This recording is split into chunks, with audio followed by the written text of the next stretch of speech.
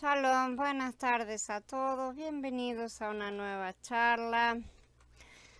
Shalom Gaby, Maidali, Eugenia, Israel, Nori, Diego, Ángel, Jorge, Dolis, Johnny, Blanca, Mario, Eduardo, perdón, Edu, Meli, Claudio, Erika. Sean todos bienvenidos.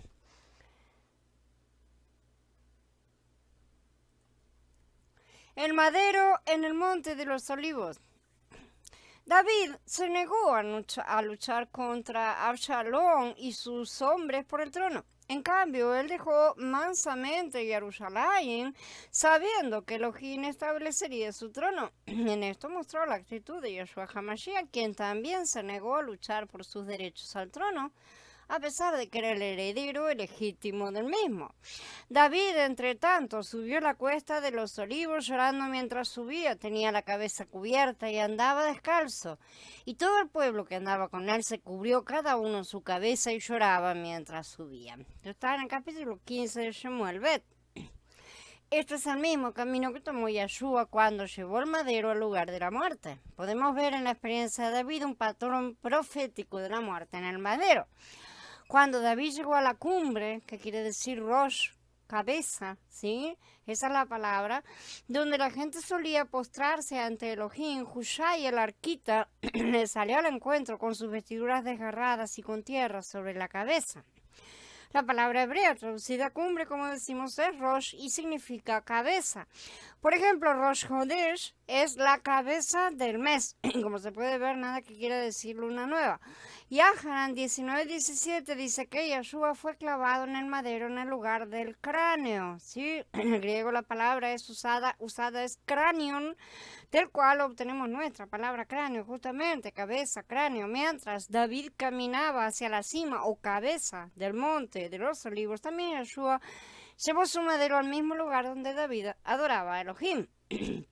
Esta era la antigua ubicación del altar de sacrificio donde las novillas rojas fueron quemadas fuera del campamento, cuyas cenizas se usaban para purificar a las personas cuando venían a adorar al templo. Yeshua, por supuesto, cumplió otra ofrenda quemada, como lo hizo con todas las ofrendas.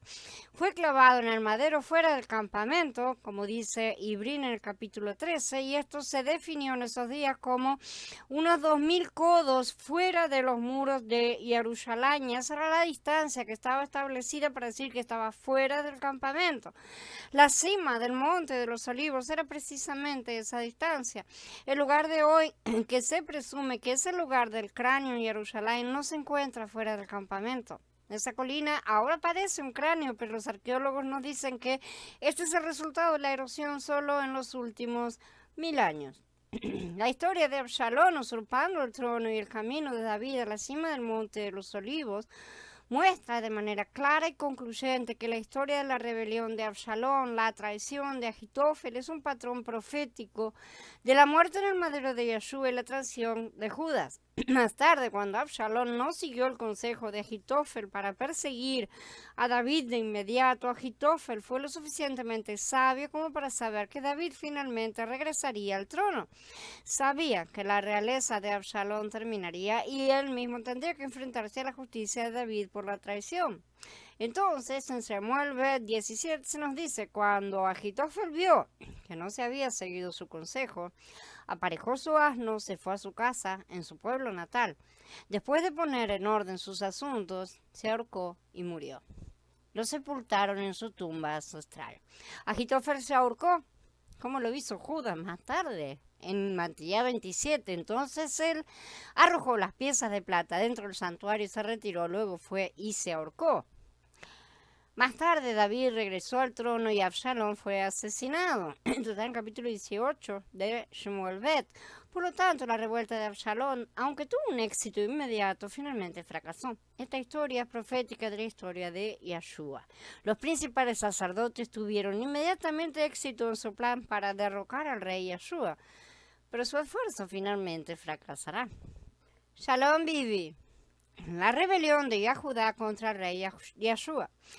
Todo el conflicto entre Absalón y David fue profético, como decimos, del conflicto entre los hijos malos de Judá y Yeshua, el hijo de David.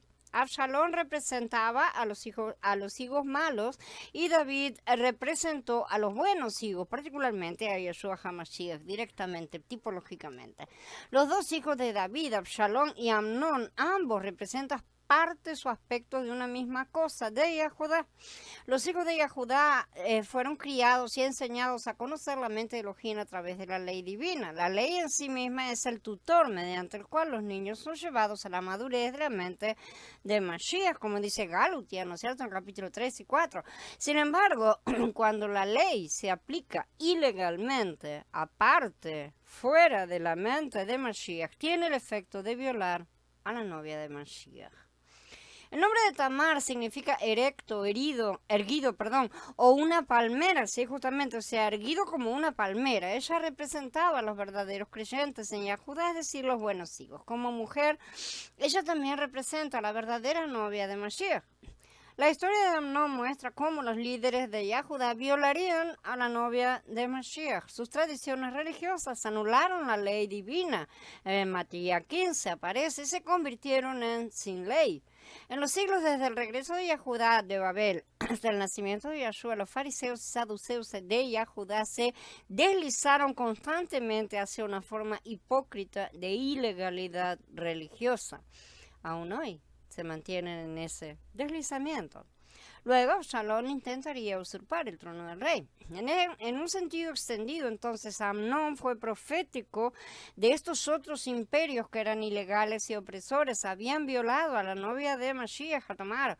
Hubo muchas injusticias perpetradas contra la gente de Yahudá durante estos siglos. Anhelaban la libertad y la justicia. No comprendieron que los yugos de hierro y madera eran el juicio legítimo de Elohim sobre la nación por su pecado. Por lo tanto, al igual que Absalón, se sintieron insatisfechos pensando que Elohim, o sea David, no era capaz de gobernarlos porque parecía no hacer nada, a pesar de toda la actividad religiosa de ellos.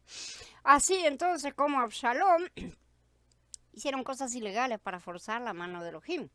Absalón quemó el campo de cebada de Joab. Ya hemos mencionado que la cebada representa a los vencedores, aplicables aquí en una buena medida al menos a los buenos hijos de Yahudá. Específicamente profetiza sobre los profetas que fueron asesinados en Jerusalén, culminando con el último de los profetas del Tanaj, Yahanan, el inmersor, sí, a quien Herodes encarceló, finalmente ejecutó. Este fue el acto final de quema de cebada que llevó a Absalón a la presencia de David. El rechazo, encarcelamiento de Yahanan fue el evento que inició el ministerio público de Yeshua. Trajo a la gente de Absalón a la presencia del rey Yeshua, hijo de David. Shemuel Bet en el capítulo 14 dice: el rey besó a Absalón. Esto dice que Yeshua se encontró cara a cara con los principales sacerdotes de Jerusalén. Yeshua bendijo, o sea, besó a la nación con muchas buenas obras, con muchos milagros de curación. Pero ellos pagaron su bondad y amor con el mal y con el odio. Mismor 109, me rodearon con palabras de odio, me atacan sin causa, responden a mi amor con acusación. Pero yo me entrego a la oración, me pagan mal por bien, odio por mi amor. Los hijos malos de Yahudá, dirigidos por sus líderes religiosos en el templo, querían un Mashiach que fuera un gran líder militar, para que pudiera derrocar a los odiados romanos y hacer esclavos al resto del mundo. ¿Sí? Ellos querían tener esclavos del resto de las naciones, creían en la paz mundial, pero después de que el mundo fuera sometido por la conquista militar.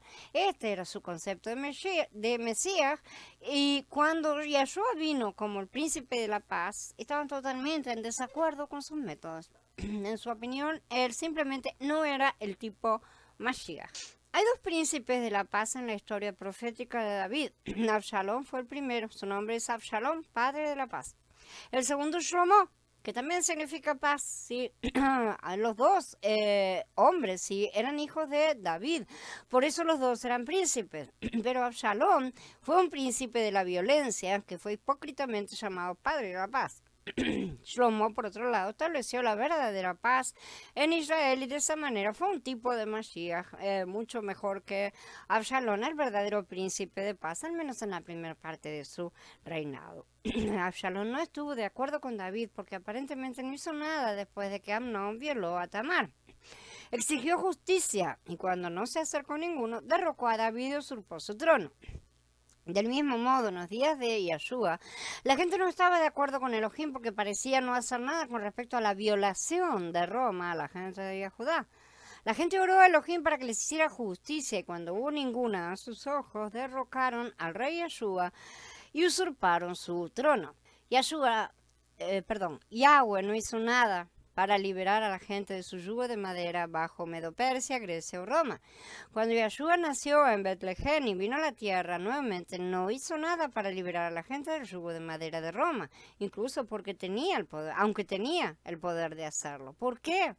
La gente no pudo comprenderlo, pero Yahshua entendió la ley de la tribulación y así como David parecía no hacer nada. Al igual que Absalón, los hijos malos estaban totalmente en desacuerdo con esta política de no hacer nada. Y como Ahitofel, incluso Judas, el discípulo de Yahshua, estuvo de acuerdo con los malos hijos. Uno pensaría entonces que Absalón había aprendido a no cometer el delito de violación. Pero el propio Absalón terminó violando a todas las concubinas de David por consejo de Ahitofel y en público. Esta historia se cuenta en Shemuel Bet en el capítulo 16. Es peculiar que tantas personas que acusan a otros de injusticia sean culpables de las mismas cosas. En este caso habla proféticamente del abuso de Israel, la esposa de Elohim. Los jefes de los sacerdotes pensaban que Elohim era injusto al permitir que Roma los gobernara, pero aún así ellos mismos abusaron de la gente, incluso más que los romanos. Y Yahshua dijo: los escribas y los fariseos se sientan en la silla de Moshe. Ellos atan cargas pesadas y difíciles de llevar y las ponen sobre los hombros de la gente, pero ellos mismos no las quieren mover ni con un dedo. Pobre de ustedes, escribas y fariseos hipócritas, porque le cierran el reino del cielo a la gente, pues ni entran ustedes ni dejan pasar a los que quieren entrar. Pobre de ustedes, escribas y fariseos hipócritas, porque devoran las casas de las viudas y como hacen largas oraciones, por eso recibirán una condena mayor. Pobre de ustedes, escribas y fariseos hipócritas, que recorren mar y tierra para hacer un solo prosélito, y cuando lo logran lo hacen 2 veces más digno de la gehenna que ustedes mismos. Esto está en Matthew 23 en diferentes pasukim. Al violar a la esposa de Elohim se hicieron odiosos al padre, precisamente como había dicho Ahitofel. En Matthew 21, Yahshua contó una parábola del reino con la que describió a los líderes judíos de la época, ¿no es cierto?, conspirando para usurpar el trono de Mashiach. A los granjeros, a los viticultores en la viña de Elohim se les había dado autoridad precisamente sobre la viña para rendir al dueño, o sea, Elohim, los frutos de sus estaciones. Cuando el dueño de la viña vio criados para recoger los frutos, los granjeros lo golpearon, los apedrearon y a veces lo mataron, como está escrito allí. Absalón sabía que su padre era el rey y por esa razón usurpó el trono. Del mismo modo, también los sumos sacerdotes sabían que Yahshua era el heredero. Lo mataron porque sabían quién era él. Fue una revuelta y rebelión deliberadas para apoderarse de su herencia, tal como Yahshua la describió. Tomemos nota también de que los romanos no eran los viticultores. No se les había dado la custodia del reino de Elohim y habían matado a los profetas, que eran los sirvientes del rey de la misma parábola. Los romanos no crucificaron a Yahshua. De hecho, Pilatos quería liberar a Yahshua, ¿sí? Y Hanan nos dice quién realizó la ejecución. En el capítulo 19 de Yahanan dice: pero ellos gritaron: fuera, fuera, al madero con él. Pilato les dijo: voy a enviar al madero a su rey. Los principales sacerdotes respondieron: no tenemos más rey que el César. Y con esto entonces lo entregó a ellos para que lo ejecutaran en el madero. Así que se llevaron a Yahshua y él salió cargando su madero hasta el lugar que se llama de la calavera y en hebreo Gulgolta. Allí lo clavaron a un madero y con él a otros 2, uno a cada lado, y Yahshua estaba en el medio. En los días posteriores a Shavuot, los líderes judíos del Sanedrín se opusieron a la predicación de Kefá, diciendo que tenían la intención de traer la sangre de este hombre sobre nosotros, dice en el capítulo 5 de Maaseh. En otras palabras, los líderes judíos acusaron a Kefá de responsabilizarlos por la muerte en el madero de Yeshua, y Kefá respondió: el Elohim de nuestros padres resucitó a Yeshua, a quien ustedes mataron colgándolo de un madero. Pero quizá el pasaje más importante que muestra la conexión entre los principales sacerdotes del Sanedrín y la usurpación del trono de David por parte de Absalón se encuentra en Maaseh, donde Esteban da su sermón sobre la historia del reino de Elohim. Su sermón terminó así: testarudos, incircuncisos de corazón y de oídos. Ustedes siempre resisten al espíritu de santidad. Como hicieron sus padres, así hacen ustedes. ¿A cuál de los profetas no persiguieron los padres de ustedes? Ellos mataron a los que anunciaban de antemano la venida del justo, el mismo a quien ahora ustedes han traicionado y matado, ustedes que recibieron la Torá por mediación de los Malachim y no la han observado. Yahshua contó otra parábola que estaba dirigida contra los principales sacerdotes. Los que habían sido llamados por primera vez a la fiesta de bodas se negaron a asistir. De hecho, abusaron de los mensajeros, o sea, de los profetas que los habían invitado a la boda. Leemos: el reino del cielo es como un rey que celebró la fiesta de bodas de su hijo. Envió a sus sirvientes para llamar a los que habían sido invitados a la fiesta de bodas, pero no quisieron asistir. Volvió a enviar otros sirvientes con el encargo de decir a los invitados: miren, he preparado mi banquete, mis toros, mis animales cebados ya están preparados, está todo listo, vengan a la fiesta de bodas. Pero los invitados no le hicieron caso y se fueron, uno a su campo, otro a su negocio. Los otros agarraron a sus sirvientes, los maltrataron y los mataron. Entonces el rey se puso furioso y mandó a sus tropas a matar a aquellos asesinos y quemar su ciudad. Luego les dijo a sus sirvientes: la fiesta de boda, la verdad, está preparada, pero los invitados no eran dignos. Esto está en el capítulo 22 de Matías. Obviamente esto se cumplió en el año 70 de la era común, cuando Elohim envió al ejército romano para incendiar Jerusalén, destruir a estos asesinos. Como dice, en otras palabras, Elohim usó a los romanos para ejecutar el juicio sobre Jerusalén. Elohim no envió a sus ejércitos para destruir Roma, porque ellos no fueron los asesinos. No tenían nada en contra de Roma. Culpar a los romanos por la muerte en el madero de Yeshua sería una falsa acusación que ciertamente está prohibida en la ley divina. Sin embargo, muchos mesiánicos modernos han tomado esa actitud. Muchos hoy prefieren culpar a los romanos, porque es más políticamente correcto, porque hace que sea más fácil convertir a los judíos al cristianismo, o al revés. Sin embargo, al hacer esto, deshonramos a Elohim al no estar de acuerdo con su palabra. Y nos estamos lavando las manos de su sangre que recaerá sobre nuestras cabezas, a no mostrarle su error, sino tratar de conciliarnos aceptando su postura. Los estamos condenando y no ayudando. Creo que la palabra es una escritura inspirada. Nuestro propósito es enseñar lo que dice, porque solo la verdad libera a las personas. No nos encontremos, pues, como testigos falsos. También amonesto a todos los creyentes a deshacerse de cualquier odio emocional que puedan tener hacia los judíos o cualquier otra persona. En la actualidad sabemos cómo ha crecido el odio por el sionismo. Tales cosas son impropias en aquellos que profesan el nombre de Yeshua HaMashiach. Una cosa es creer y enseñar lo que está escrito en el registro de las Escrituras. Otra muy distinta es albergar odio y amargura en el corazón. Si bien ciertamente afirmamos que los sacerdotes judíos clavaron a Yeshua en el madero, también debemos entender la necesidad de que este sacrificio fuese realizado por sus manos. Eran después de todo los únicos calificados para ofrecer este gran sacrificio. Sin ellos el sacrificio de Yeshua habría sido inaceptable por la ley divina y estos sacerdotes no podían haber sido romanos, ya que eso habría violado también la ley del sacrificio. Se necesita entender mucho esa parte que tantos quieren tirar a la basura.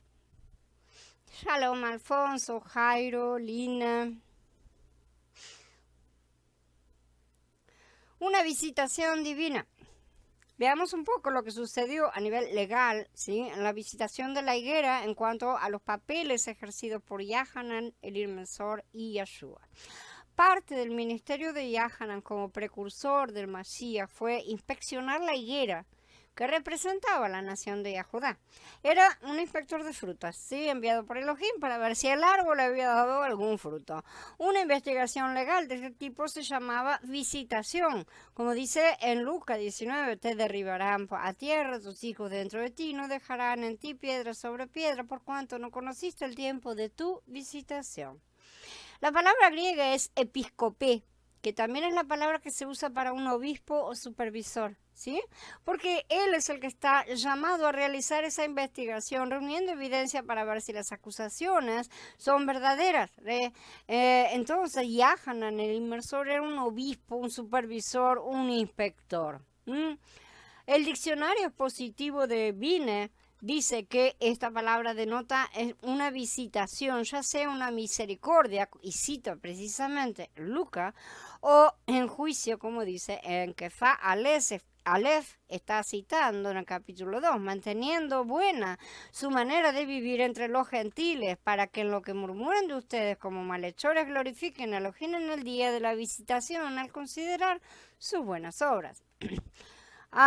Después de un año de ese ministerio, Yahanan fue ejecutado por el rey Herodes y Yeshua continuó con la inspección. Entonces dijo esta parábola: cierto hombre tenía una higuera plantada en su viña y cuando fue a buscar fruto en ella no encontró. Vean bien, escuchen, lean, presten atención. Cierto hombre tenía una higuera plantada en su viña. La viña es mayor que la higuera. La viña está plantada. La higuera está plantada en la viña. La viña es una cosa muy amplia, ¿sí? Las viñas son plantas que se extienden muchísimo. La higuera es un árbol, nada más. Y las higueras se plantaban en el sector donde estaba la viña, donde estaban los frutales precisamente. Entonces, la higuera forma parte de la viña y no al revés. Y cuando fue a buscar frutos en ella no encontró. Entonces le dijo al viñador: mira, hace ya 3 años que vengo buscando fruto en esta higuera, no lo encuentro, así que córtala. ¿Para qué voy a desperdiciar el terreno? Pero él respondió: déjala todavía este año, hasta que yo le cabe alrededor y le eche estiércol. Si da fruto en el futuro, bien, si no, la cortas. Aquí aprendemos que esta iba a ser una investigación de 4 años. Y el ministerio de Yahanan comenzó en Pesaj del 29. Si seguimos las cronologías oficiales, y no voy a discutir en cuanto a estas cosas porque no tiene importancia en este momento, comenzó en Pesaj del 29 de la era común y terminó en el 30, sí, un año. Y Yeshua continuó la investigación durante 3 años, terminando Pesaj del 33. Algún tiempo después de que Yahanan bautizara a Yeshua, fue encarcelado. Yeshua realizó su primer milagro al convertir el agua en vino en la fiesta de bodas de Caná, pero confesó en ese momento que su tiempo de ministrar aún no había llegado. Tenía que esperar a que Yahanan completara su trabajo de preparación. No obstante, Yeshua comenzó a elegir discípulos y cuando Yahanan fue encarcelado, también comenzó a enseñar. En Matías 14 se nos dice cómo Yahanan fue decapitado por Herodes a instancia de su esposa ilegal, Herodías. ¿Sí? Luego los discípulos de Yahanan fueron enviados a informar a Yeshua de su muerte. Llegaron en el momento en que Yeshua estaba alimentando a los 5,000 al otro lado del mar de Galilea. La misma historia también se cuenta en Yahanan 6, donde aprendemos que esto ocurrió entonces poco después de Pesaj, así que sabemos las fechas por estas cosas. Por lo tanto, concluimos que el ministerio de Yahanan duró solo un año y Yeshua luego continuó su visitación por otros 3 años. En Lucas, en el capítulo 3:9, Yahanan deja claro que a partir de la evidencia que ya había reunido, parecía que el juicio divino estaba justificado. Él dijo: el hacha ya está puesta a la raíz de los árboles. En otras palabras, ya se estaban haciendo los preparativos para talar el árbol. El hacha estaba lista, apoyada contra la base del árbol, vamos a decir. Yahanan ya tenía suficiente evidencia de que la nación en su conjunto se había negado a producir el fruto de arrepentimiento que se requería para evitar el juicio. No obstante, muchas personas prestaron atención al mensaje de Yahanan y se bautizaron para mostrar su arrepentimiento. Las multitudes le preguntaban: ¿y qué vamos a hacer? Él les respondía: el que tiene 2 túnicas, que le dé al que no tiene, y el que tiene comida, haga lo mismo. También fueron unos publicanos para sumergirse y le preguntaron: Rabí, ¿qué hacemos nosotros? Él les decía: no cobren más de lo que se les ha ordenado. También unos soldados le preguntaron, ¿nosotros qué haremos? Y él les dijo, no hagan extorsión ni denuncien falsamente a nadie, conténtense con sus salarios. Son buenos consejos, siguen siendo válidos. Estas son instrucciones básicas sobre cómo amar al prójimo como uno mismo. En el primer caso, los hombres debían ser dadores ayudando a los pobres. Los recaudadores de impuestos o publicanos eran famosos por recaudar más impuestos de lo que debían para poder embolsarse la diferencia. Y Hanan les dice que abandonen esa práctica. Más tarde leemos acerca de Zaqueo, ¿sí? El publicano que se arrepintió y juró restaurar 4 veces lo que había robado. Y esto se estudiará en su momento. Los soldados también usaban su posición y sus armas para robar a las personas, a menudo acusándolos falsamente de haber actuado mal. Y Hanan les dijo que dejaran de lado tales prácticas. Hoy también se nos dice exactamente lo mismo. Shalom y Selah. Bautismo de fuego. Lucas luego pasa a lo que parece ser un tema nuevo, pero es de hecho la solución del problema. El problema era que le faltaba el fruto del Ruach. Y la única forma de producir el fruto del Elohim, el fruto que él requiere, es a través del bautismo de fuego. Entonces dice, como el pueblo estaba a la expectativa y todos especulaban en sus adentros si acaso Hanan sería el Mashiach, y Hanan le respondió a todos diciendo, yo la verdad los sumerjo a ustedes en agua, pero viene ya el que es más poderoso que yo, a quien no soy digno de desatarle la correa de su calzado.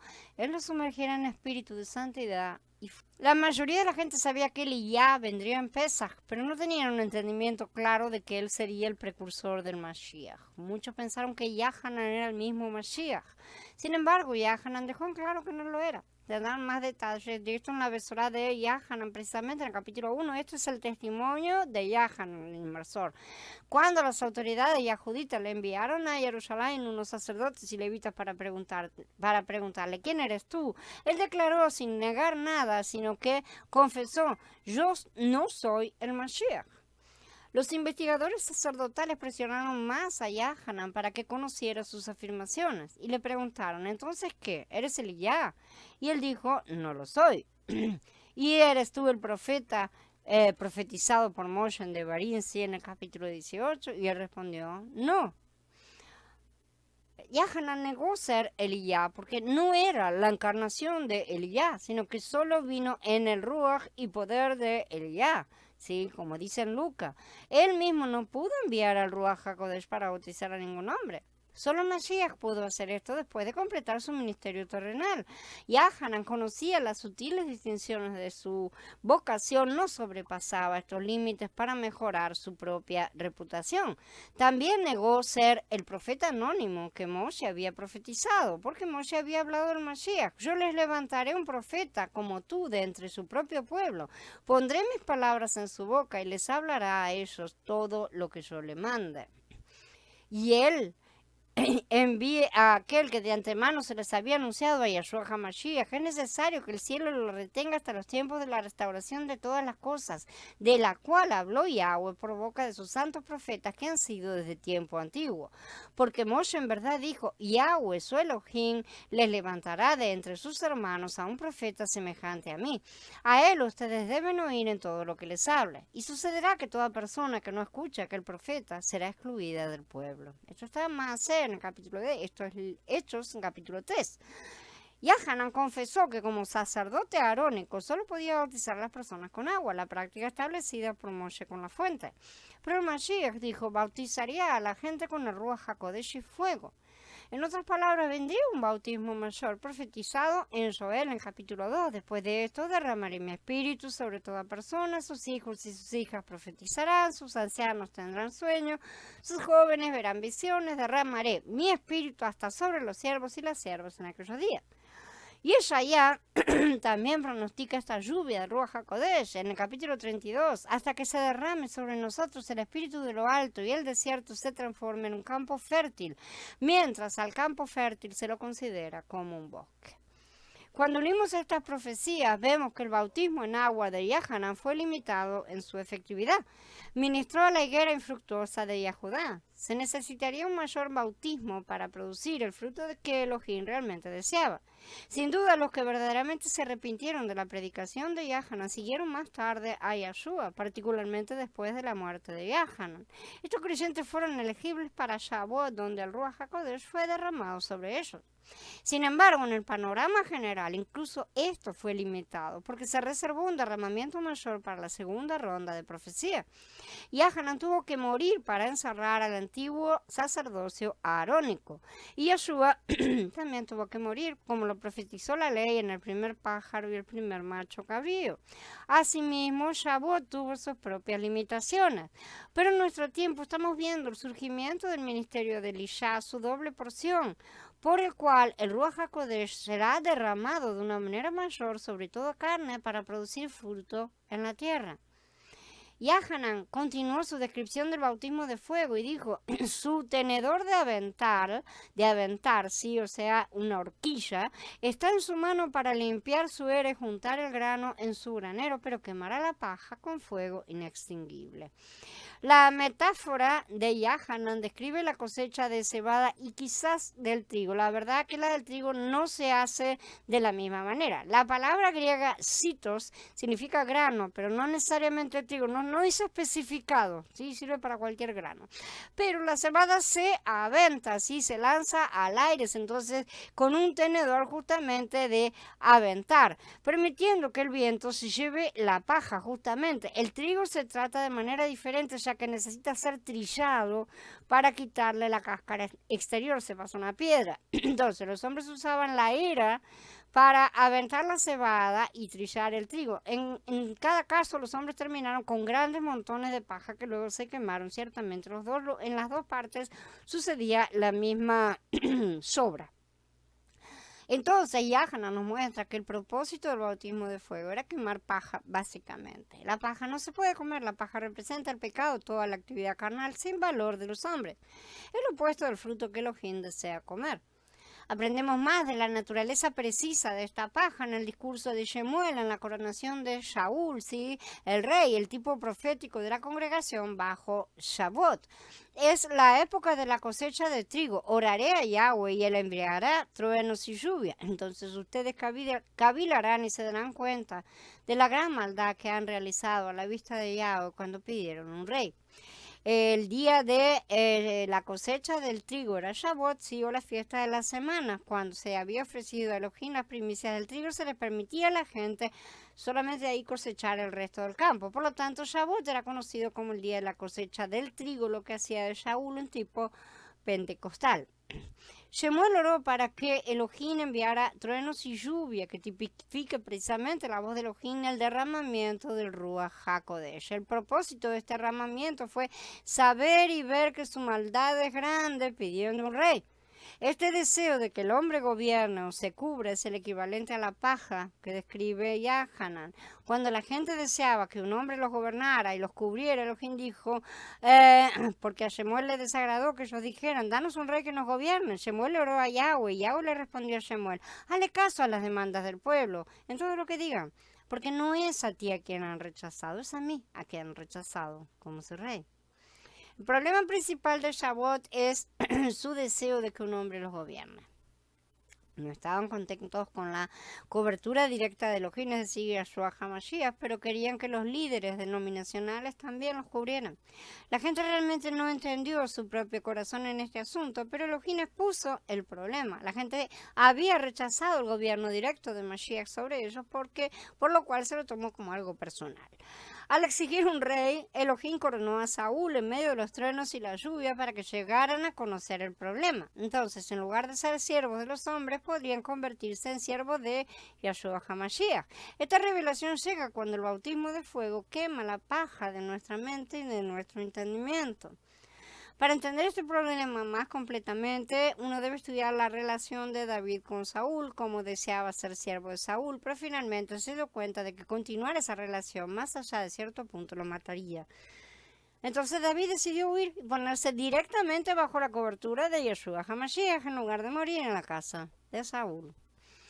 La doctrina de las cubiertas de la congregación durante la era de Shavuot es quizá el problema más fundamental de la congregación, sobre todo en estos últimos tiempos, y que necesita ser corregido por el bautismo de fuego. Solo un derramamiento genuino del Ruach revelará esto a la gente para que puedan honrar el liderazgo sin convertirse en esclavos de los hombres. Cuando los creyentes se iluminen en esta área, comprenderán la diferencia entre obedecer los mandamientos de los hombres y obedecer la palabra de Mashiach cuando habla a través de los hombres. Cuando el Ruach sea derramado desde lo alto, entonces la tierra se convertirá en un campo fértil. Todas nuestras tierras interiores se convertirán en campos fértiles, como Yeshaya 32 nos dice. Esta es la solución al problema de la falta de fruto que Yahanan observó durante su ministerio. Si bien este problema resultó en que el hacha divina talara la higuera infructuosa de Yahudá en el año 70, hoy se nos promete que el derramamiento del Ruach traerá fruto a la tierra para establecer su reino. Lucas nos dice que Yahanan predicó sobre muchos temas, pero está claro que Lucas quería hacernos saber que profetizó específicamente sobre el Ruach HaKodesh. Su ministerio se centró principalmente en exhortar a la gente a que dejaran sus vidas inútiles y elevaran su estándar moral para ajustarse a la ley. Sin embargo, también predicó la Besorá al pueblo, es decir, las buenas nuevas de la venida del Mashiach y el bautismo de fuego que estaba por venir. Cabe señalar que el fuego inextinguible venidero del Ruach no fue una amenaza, sino una promesa. En otras palabras, la paja que se quema es la paja en la vida de la gente, la parte que no nos sirve. La gente misma es grano. El Ruach HaKodesh nos ayuda a alcanzar el nivel de justicia que Elohim ha establecido en la ley de fuego, en su Eshdat. Bien, habiendo terminado, gloria al Padre que nos abre el entendimiento y nos llena la boca grandemente y nos nutre y nos trae su palabra ricamente para acercarnos cada día más a su presencia. Damos por encerrada la charla y nos encontramos en breve en la reunión para charlar acerca de estas cosas. Shalom a todos, hermanos.